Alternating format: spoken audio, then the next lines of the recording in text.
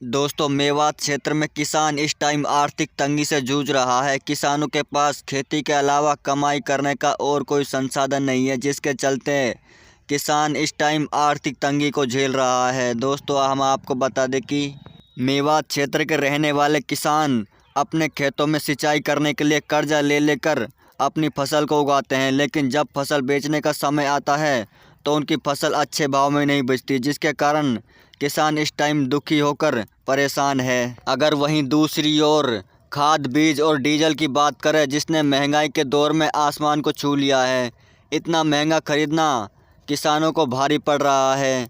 किसान अपने पैसे उधार ले लेकर अपनी फसल की सिंचाई कर रहे हैं। वहीं जब फसल बेचने का समय आता है तो उनकी फसल अच्छे भाव में नहीं बिकती, जिसके कारण किसान दुखी होकर अपनी फसल को सस्ते दामों पर ही बेचने पर मजबूर हो जाता है, क्योंकि उसने किसी और से कर्जा लिया हुआ है। दोस्तों, हमने अलवर ज़िले में एक गांव में सर्वे के दौरान पता लगाया कि वहां पर किसी एक किसान ने कर्जा लेकर और अपना सोने जेवर रखकर प्याज लगाई थी।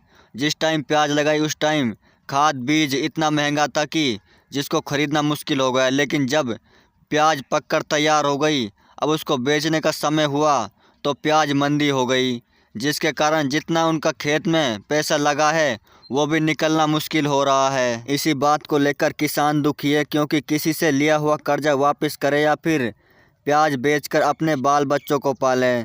प्याज बेचकर इतनी कमाई नहीं होती जितना वो अपने परिवार को भी पाल सके और किसी से लिया हुआ कर्जा भी वापस कर सकें।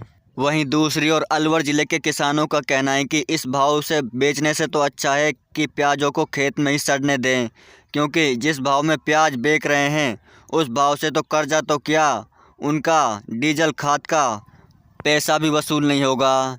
इसी बात को लेकर सरकार को भी सोचना चाहिए किसानों के बारे में।